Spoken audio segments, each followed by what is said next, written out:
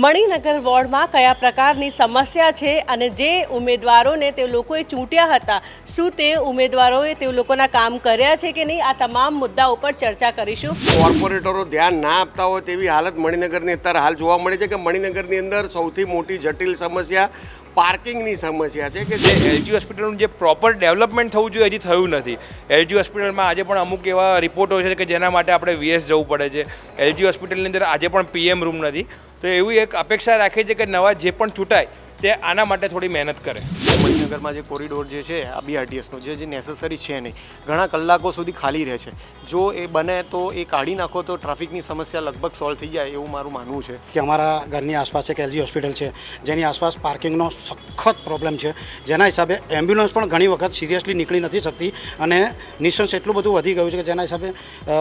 શું ખાણીપીણી બજારો વધારે પડતા ચાલુ થઈ ગયા છે, રિક્ષાવાળાનો વધારે પડતો પ્રોબ્લેમ છે, જેના હિસાબે એમ્બ્યુલન્સ જવા માટે પણ ઘણીવાર તકલીફ પડતી હોય છે અને આજુબાજુના રેસિડન્સ એરિયામાં જે લોકો પાર્કિંગ કરીને ઊભા રહે છે એ લોકો એમની જોડે મગજમારીઓ કરે છે, નિશંસ કરી અને લોકો મારવા આવે છે। ત્યાં સુધીના મુદ્દાઓ અમે પોલીસ સ્ટેશનમાં રજૂ કર્યા છે, પણ